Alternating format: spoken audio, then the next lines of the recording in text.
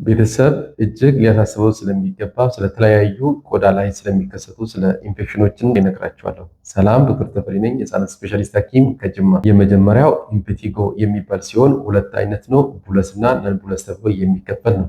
እሱም በሳይዙ ሊለያይ ይችላል። አብዛኛው ይህን ችግር ሊያመጣ የሚችል ስታፍሎኮካል ኦረስ የሚባል ባክቴሪያ ሲሆን እንደዚህ አይነት ችግሮች በምስሉ ላይ እንደምታዩት ከበድ ያለ ቁስለት ሊያመጣ የሚችል ብሊስተሪንግ ወይ ደግሞ ፈሳሽ ይዘት ያለው መግልም ሊኖረው የሚችል በጣም ህመም ያለው እና አንዳንዴ ደግሞ ከትኩሳት ጋር አብሮ ሊከሰት የሚችል ቶሎ ካልታከመ ደግሞ በጣም ሊያሳስብ የሚገባ ነው። ብዙ ጊዜ የሚታየው አንዳንዴ አፍ አካባቢ ላይ፣ አፍንጫ አካባቢ ላይ ጎልቶ ሊታይ ይችላል።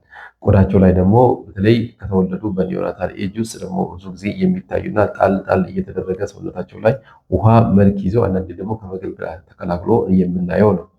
ቤተሰብ እንደዚህ አይነት ችግሮችን ሲያይ ወዲያውኑ ወደ ጤና ተቋም መውሰድ ያስፈልጋል። የቁስለቱ መጠን ወይም ደግሞ የብሊስተሪንግ ሳይዝ እያደገ ከመጣና ብዛት ካለው ደግሞ አትኩሮት ሊሰጥበት የሚገባ ነው።